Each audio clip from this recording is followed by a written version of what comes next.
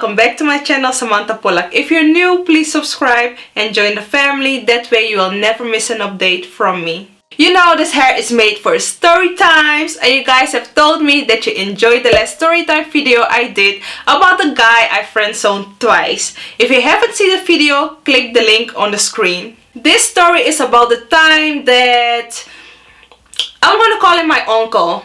Uncle Harold. Uncle Harold, that's a good name. This story time is about the time Uncle Harold tricked me into some paranormal activity-ish situation I didn't want to participate in.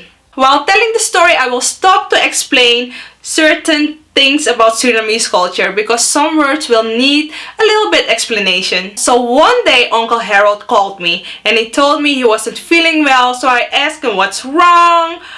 Are you dying?" He said, "No, but my spirit, I need some strength, so I'm gonna do a wasi." This is a wasi. Wasi is a cultural herbal bath. Afro-Surinamese people do this for protection against negative energies, but also if they're feeling weak, they do a herbal bath. And they do this with all kinds of special herbs. The story behind this cultural bath is very deep, and unfortunately I can't explain it because I'm not familiar with it and I don't practice it. This bath is also important in the Winti religion. I already did a video about the Winti religion. If you want to see that, click the link on the screen. But for this story time, it's not necessary to know all the details about the Winti religion or about the herbal bath. So my uncle invites me because he's gonna do this bath and he needs his family next to him. I said yes, of course I will come. But first, who's gonna cook? I went to his house and I saw my auntie, I saw my cousins, I saw a man and a woman I didn't know. So I said hello. So my uncle came in the living room in his pangi. If you don't know what a pangi is, this is a pangi. If you're a man, you wear the pangi like this, or you wear the pangi around your waist because we don't need to see all that. And the women wear the pangi like this because you need to cover up these titties. So the man on the couch, I didn't know, he stood up and began to explain that my uncle is ready and that we need to follow him to the bathroom. So at that moment, I knew it wouldn't be a small, normal, I wish you all the love and happiness type of bath. I knew something was about to happen, so I walked behind my cousins. Just in case, if something did happen, I got time to jump out the window.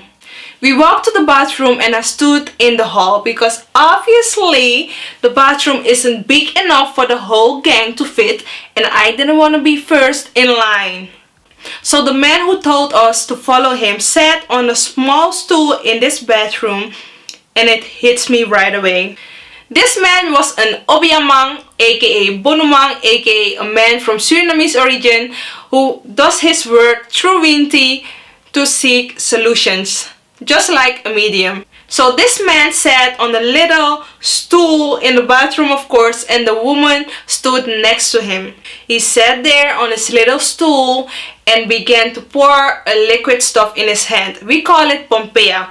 I don't have Pompeia in house, so I'm gonna demonstrate this with my Nivea tonic water. Of course, I'm not gonna open the bottle and sniff it because I don't wanna end in the hospital. So this man began to pour this Pompeia in his hand and he began to sniff the hell out of it. He was like... While he was sniffing, the woman next to him began to sing and she asked us to sing along. I didn't know the songs, so I was moaning along. And my family, they sang. How powerful and louder they sang, how more this man was sniffing. So while my family was singing, this man began to act odd. He started breathing heavy.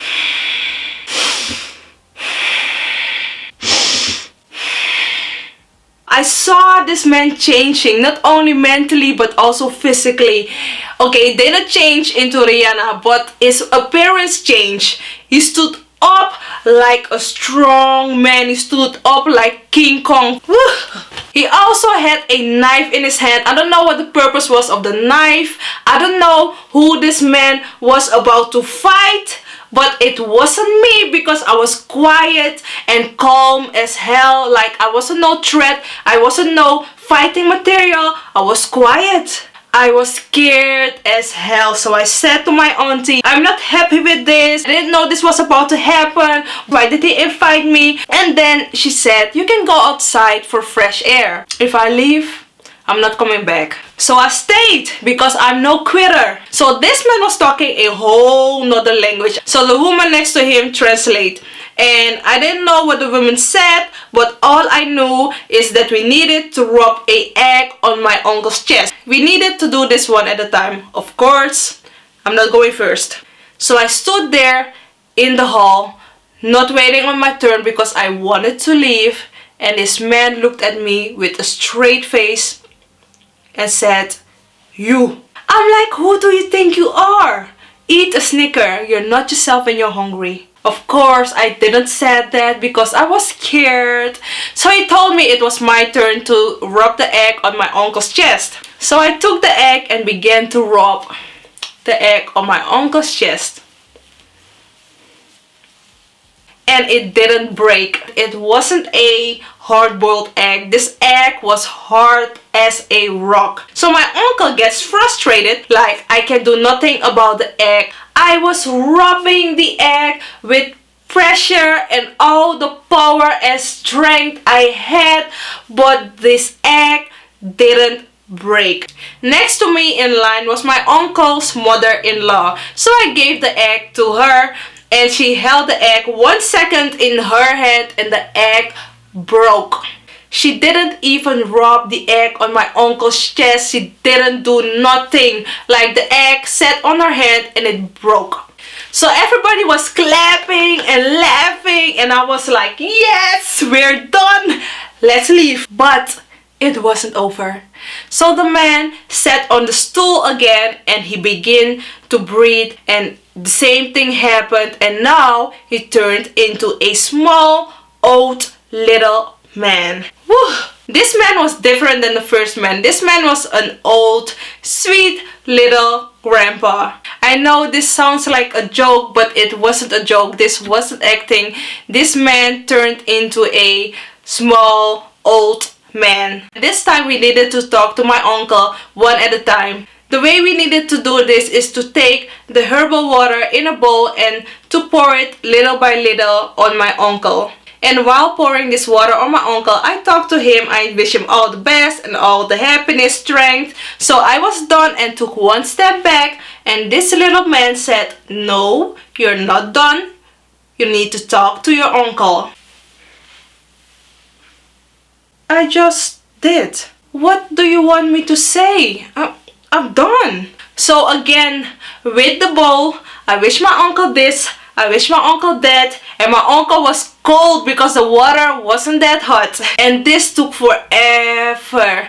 So this little man was talking to this woman next to him, and the woman told me that this man thought that I had something on my chest and I needed to speak with my uncle. And this woman wasn't supposed to tell me anything because this man felt that I needed to do this on my own. I was like, ha ha. So again, with the water, I was talking to my uncle. I miss the old times. And you didn't buy me ice cream in 1992, but I forgive you.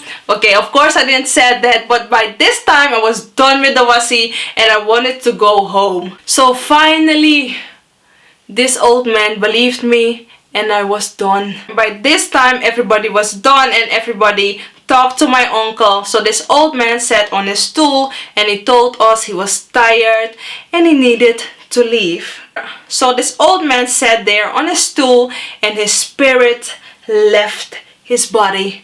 I don't know how to explain it, but this man I saw in the beginning when I came in my uncle's house, he was back. So this thing was over and I was like, yes, Lord. So moral of this story is run, Forrest, run. Run while you can and run hard. This was my story time. I hope you enjoyed. If you did, please thumbs up this video, subscribe, share. Until the next time.